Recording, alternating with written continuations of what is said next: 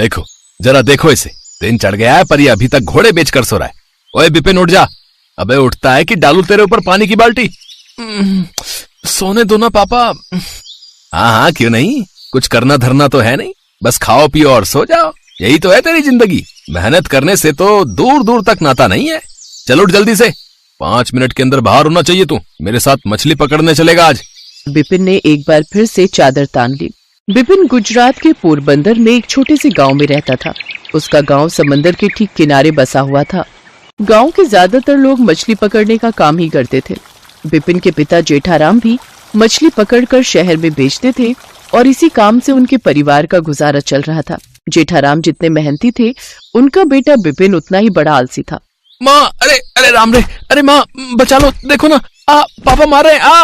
अरे अरे अरे रुक जाइए जी, रुक जाइए। ओहो, जवान लड़के को ऐसे कौन मारता है? क्यों, सरकार ने इस जैसे निकम्मों को मारने पर रोक लगाई है क्या? अरे जरा रुकिए तो, अब बस थोड़ा समय दीजिए, कोई ना कोई काम धंधा ढूंढ ही लेगा वो। रहने दो कांता, मैं सोचता था कि कुछ पढ़ लिख जाएगा तो कम से कम शहर में कोई बढ़िया नौकरी कर लेगा, नहीं तो सारी जिंदगी मेरी तरह मछलियां मारेगा। लेकिन इसकी हालत देखकर तो लग रहा है कि ये तो मछली भी नहीं मार पाएगा। बस करिए जी, अगले हफ्ते उसके नतीजे आने वाले हैं, देखना कितने अच्छे नंबर लाएगा मेरा विपिन। जेठाराम के घर में ये रोज का ही किस्सा था। विपिन के दिन की शुरुआत चाय नाश्ते से नहीं, बल्कि जेठाराम के डंडे से ही होती थी। दरअसल जेठाराम दिल से चाहता था कि उसका बेटा कुछ काम करे और बड़ा आदमी बने, लेकिन विपिन की कहानी कुछ अलग ही थी। क्यों रे, पास हो जाएगा ना तू? अब मैंने तेरे बाबा को बोल दिया है। अब माँ देख, सुन मेरी बात, मैं तुझसे कभी झूठ नहीं बोलता। हाँ वो तो है। तो मैं आज भी झूठ नहीं बोलूंगा। मुझे लगता है कि मेरे बस की है ही नहीं ये पढ़ाई लिखाई। है? तू सीधे सीधे बता कि पास होगा कि नहीं। माँ कोशिश तो की है मैंने, पर आगे भगवान मालिक। कांता डंडा लेकर विपिन के पीछे दौड़ी, पर विपिन घर से बाहर भाग गया। देखते देखते 1 हफ्ता गुजर गया। विपिन का 12वीं का रिजल्ट भी आ गया। विपिन बुरी तरह से फेल हुआ था। वो एक भी विषय में पास नहीं हो पाया था। रिजल्ट देखते ही विपिन के पसीने छूट गए। तभी उसे दूर से जेठाराम आते हुए दिखाई दिए। उनके हाथ में वही डंडा था और उनके पीछे पीछे उसकी माँ कांता जेठाराम को रोकने की कोशिश कर रही थी। विपिन समझ गया कि आज उसकी खाल उधड़ने वाली है। उसने जेठाराम को देखते ही दौड़ लगा दी। काफी देर तक विपिन आगे आगे दौड़ता रहा और पीछे पीछे जेठाराम चिल्लाता रहा, रुक जा, आज नहीं बचेगा तू। मेरी सारी मेहनत पर पानी फेर दिया तूने, कमबख्त, आज मैं तुझे छोड़ूंगा नहीं। जेठाराम का गुस्सा देखकर विपिन और तेज दौड़ने लगा। कुछ दूरी पर उसे एक ट्रक दिखाई दिया जो शहर जाने के लिए बिल्कुल तैयार था। विपिन को जब कुछ समझ में नहीं आया और वो झट से उसी ट्रक पर चढ़ गया और कुछ ही पलों में वो जेठाराम से काफी दूर जा चुका था। अपने इकलौते बेटे को इस तरह खुद से दूर जाता देख जेठाराम और कांताबेन रोने लगे। जेठाराम विपिन को पुकारता रह गया, लेकिन ट्रक वहां से जा चुका था। कई घंटों के सफर के बाद वो ट्रक सीधा दिल्ली आकर रुका। विपिन जब ट्रक से निकलने लगा तो ट्रक के ड्राइवर ने उसे पकड़ लिया। फिर विपिन ने उसे सारी कहानी सुना दी और उधर गुजरात में कांताबेन जेठाराम को कोसने लगी। आपकी वजह से मेरा बच्चा मुझसे दूर चला गया। अब तो मिल गई ना आपके कलेजे को ठंडक। जेठाराम ने विपिन को बहुत ढूंढने की कोशिश की, लेकिन वो उन्हें नहीं मिला। वक्त गुजरता गया और विपिन को गए कई साल बीत गए। फिर एक दिन जब जेठाराम समंदर में मछली पकड़ रहा था, तभी उसे समंदर में कुछ हलचल महसूस हुई और देखते ही देखते लहरें तेज होने लगी। जेठाराम घबरा गया और वो तेजी से अपनी नाव को तट पर ले आया। तभी उसने देखा कि वहाँ बहुत से लोग खड़े होकर आपस में कुछ बातें कर रहे थे। अरे क्या हो गया भैया, ये भीड़ कैसी लगी है? तुम्हें कुछ नहीं पता क्या? नहीं तो क्या हुआ है? अरे टीवी पर बता रहे हैं कि तूफान आने वाला है समुद्र में भैया। अरे पर उसमें कौन सी बड़ी बात है, समुद्र में छोटे मोटे तूफान तो आते ही रहते हैं। अरे नहीं जेठा, ये कोई आम तूफान नहीं है, इसका नाम बिपरजॉय है और सुना है कि बहुत तबाही मचाएगा ये। देखो ना, अभी से ही कितनी ऊंची ऊंची लहरें उठने लगी हैं। जेठा ने समंदर की तरफ देखा तो वो भी डर गया। तभी वहाँ स्पीकर से आवाज आई, सावधान, आप सभी जितनी जल्दी हो सके ये इलाका छोड़कर दूर चले जाएं। भयंकर तूफान आने वाला है, अपना जरूरी सामान लेकर फौरन निकले यहाँ से। सभी अपने अपने घरों की तरफ भागे। कांता, ओ कांता। जी, आपने वो सुना क्या? हाँ सुना। तुम जल्दी करो, जेवर पैसे वगैरह बांध लो, हमें फौरन निकलना पड़ेगा। पर हम जाएंगे कहाँ? अरे जहाँ सब जाएंगे वहीं हम भी चले जाएंगे। तुम बस जल्दी करो। जेठाराम और कांता जल्दी से जरूरी सामान लेकर शहर जाने वाले टेम्पो में बैठ गए, लेकिन तभी तेज हवा की वजह से एक बड़ा सा पेड़ सड़क पर आ गिरा और इस वजह से सड़क पर भयंकर जाम लग गया। हवा इतनी तेज थी कि कोई ठीक से चल भी नहीं पा रहा था। धीरे धीरे तूफान चरम पर आने लगा। जिस टेम्पो में कांता और जेठाराम बैठे थे वो भी अब एक तरफ झुकने लगा। डर के मारे कांता और जेठाराम टेम्पो से बाहर कूद पड़े। सारे लोग गांव के सरकारी स्कूल की तरफ भागे। दूसरी तरफ तेज बारिश होने लगी और पानी का स्तर भी तेजी से बढ़ने लगा। कई घंटे बीत गए पर ना तो उनकी मदद के लिए कोई आया और ना ही तूफान कुछ कम हुआ। लगता है यही हमारा अंत है। ऐसा न करो कांता, ऊपर वाले पर भरोसा रखो। 2-3 दिन बीत जाने पर भी हालात नहीं सुधरे। भूख की वजह से कांता बेहोश हो गई। जेठाराम उसे देखकर रोने लगा। वो भी हिम्मत हारकर मौत का इंतजार करने लगा। लेकिन फिर अचानक वहाँ एक गाड़ी की आवाज सुनाई दी। माँ बाबा कहाँ हैं आप? वो बिपिन था, जिसकी आवाज सुनकर जेठा की आंखों में खुशी के आंसू आ गए। उसने जोर से चिल्लाकर कहा, बेटा बिपिन, हम यहाँ हैं। बिपिन एक बड़ा ट्रक लेकर आया था। बिपिन ने कांता और जेठाराम को उस ट्रक में अपने साथ बैठाया। थोड़ी देर बाद जब कांता को होश आया और उसने अपने सामने बिपिन को देखा तो रोने लगी। बारिश अभी भी तेज थी और इधर बिपिन को देखकर कांता और जेठा के आंसू नहीं रुक रहे थे। आप कहते थे ना बाबा कि बड़ा आदमी बन। बाबा, ये ट्रक मेरा है और ऐसे 3 और ट्रक हैं अब मेरे पास। मुझे जैसे ही पता लगा कि कोई बिपरजॉय नाम का खतरनाक तूफान आ रहा है, मैं दिल्ली से ट्रक चलाकर सीधा आपके पास आ गया। बाबा, तू हमारे लिए आया बिपिन? सच में? हाँ माँ, ऐसे 10 बिपरजॉय भी आ जाएं तो भी आपका ये बिपिन उनसे टकरा जाएगा आपके लिए। बिपिन के इरादों के आगे अब बिपरजॉय भी कमजोर पड़ने लगा था और मूसलाधार बारिश भी अब मध्यम हो चली थी। बिपिन जिस ट्रक से शहर गया था उसी ट्रक ड्राइवर से काम सीखकर और फिर कड़ी मेहनत से अब वाकई बड़ा आदमी बन गया था और उसका बड़प्पन सबने देखा जब उसने सिर्फ अपने माता पिता ही नहीं बल्कि पूरे गांव को बिपरजॉय के कहर से उबरने में मदद की। एक बार की बात है, किशनपुर गांव में महेश नाम का व्यक्ति अपनी बीवी रमा, 6 साल की बेटी पिंकी और 8 महीने के बेटे बिट्टू के साथ रहता है। जिंदगी एक पल में कितनी बदल जाती है, इसका सबसे बड़ा उदाहरण है महेश। वो एक केमिकल फैक्ट्री में काम करता था। एक रात फैक्ट्री में ब्लास्ट हो गया। उसे गंभीर हालत में अस्पताल में भर्ती कराया गया। जैसे ही रमा को पता लगा वो भागी भागी अस्पताल पहुंची। काफी गंभीर हालत है आपके पति की। हम अपनी तरफ से पूरी कोशिश कर रहे हैं, आप भगवान पर पूरा भरोसा रखिए। महेश बच तो गया लेकिन इस हादसे में उसने अपना पैर भी खोया और अपनी नौकरी भी। घर में जो भी जमा पूंजी थी वो उसके इलाज में खर्च हो गई। पिछले 3 महीनों से वो बेरोजगार है।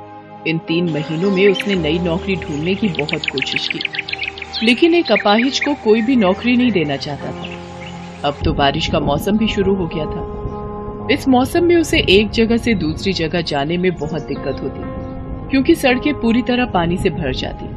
आज भी वो परेशान अपने घर लौट रहा था। आज भी मुझे कोई काम नहीं मिला। सब लोग मुझसे ऐसे नजरें चुराते हैं जैसे कि मैं कोई भूत हूँ। अरे अपाहिज को जीने का हक नहीं है क्या? वो और उसका परिवार क्या भूखा मर जाए? महेश बार बार की असफलता से परेशान हो चुका था। उसका मकान मालिक 3 महीने का किराया वसूलने हर दूसरे दिन उसके घर आ जाता था। साथ ही घर खाली करवाने की धमकी भी देता था। कल शाम भी वो आखिरी चेतावनी देकर गया था। इधर घर में अनाज का एक भी दाना नहीं था। पिछले 2 दिन से पूरे परिवार ने कुछ भी नहीं खाया था। उसे कुछ भी समझ नहीं आ रहा था कि अब वो क्या करे। वो ये सब सोचते सोचते जा ही रहा था कि तभी जोरों की बारिश शुरू हो जाती है। मुझे उस चाय की टपरी के नीचे छिप जाना चाहिए। कहीं बारिश में तबीयत खराब हो गई तो लेने के देने पड़ जाएंगे। वो चाय की टपरी के नीचे जाकर खड़ा हो गया। चाय की टपरी वाला चाय के साथ पकौड़े भी बना रहा था। लोग चाय के साथ पकौड़े खाते हुए बारिश का मजा ले रहे थे। उसे पता था कि घर में कुछ भी खाने के लिए नहीं है। उसने अपनी जेब में हाथ डाला तो उसे बहुत ही 10 रुपए का पुराना नोट ही मिला। 10 रुपए ही है जेब में। क्या करूं मैं? हम मियाँ बीवी तो पानी पीकर भी रह लेंगे, लेकिन बेचारी पिंकी कब तक भूखी रहेगी? अगर मैं उसके लिए पकौड़े ले जाऊंगा तो वो बहुत खुश होगी। पहले उसने बहुत सोचा, फिर उसने उन पैसों से पकौड़े खरीद लिए। थोड़ी देर बाद बारिश बंद हो गई फिर वो पकौड़े लेकर घर पहुंचा, लेकिन घर के बाहर पहुंचते ही उसकी आंखों में आंसू आ गए। उसके बीवी बच्चे घर के बाहर खड़े थे और उसका 8 महीने का बेटा बिट्टू अपनी माँ की गोद में लगातार रोए जा रहा था। पिंकी सहमी हुई अपनी माँ का आंचल पकड़कर खड़ी थी और उनका मकान मालिक उनका बचा खुचा सामान सड़क पर फेंक रहा था। उसकी बेटी ने जब उसको देखा तो वो भागते हुए महेश के पास आई और रोते हुए कहने लगी, बाबा देखो ना, अंकल ने हमें घर से बाहर निकाल दिया और वो हमारा सामान भी बाहर फेंक रहे हैं, और जो मेरी छोटी सी गुड़िया थी ना जो आप लाए थे, अंकल ने उसे भी नाले में फेंक दिया।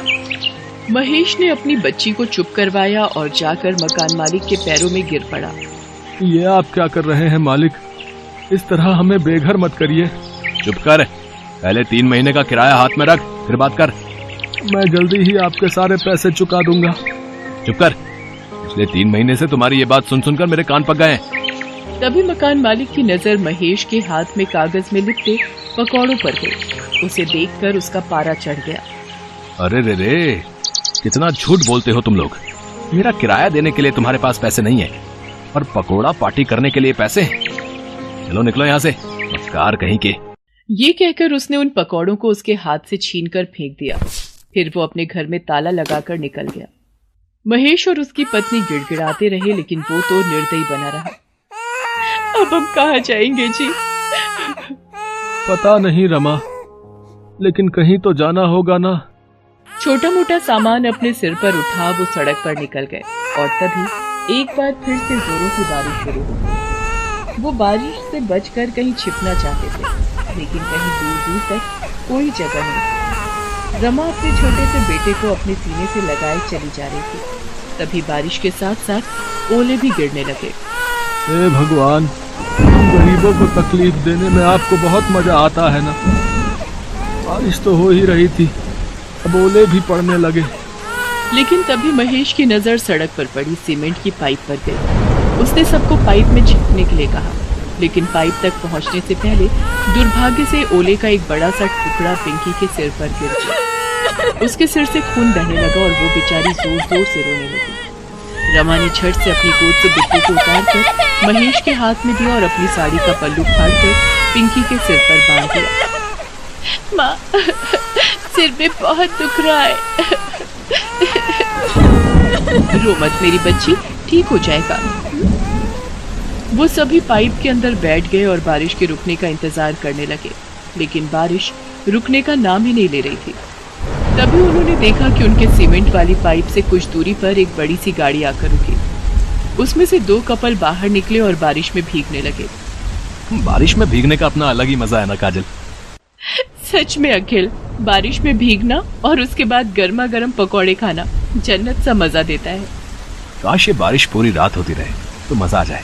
एक और महेश का परिवार बारिश के रुकने का इंतजार कर रहा था और दूसरी ओर कोई पूरी रात बारिश चाह रहा था।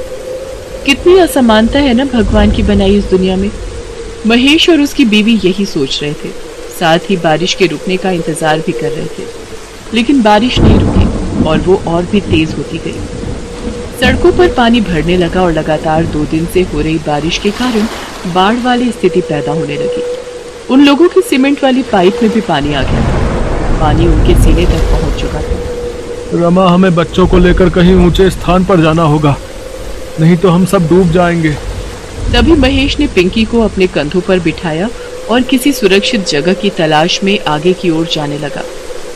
तभी पानी का एक तेज बहाव आया और महेश का नियंत्रण बिगड़ गया और वो गिर पड़ा।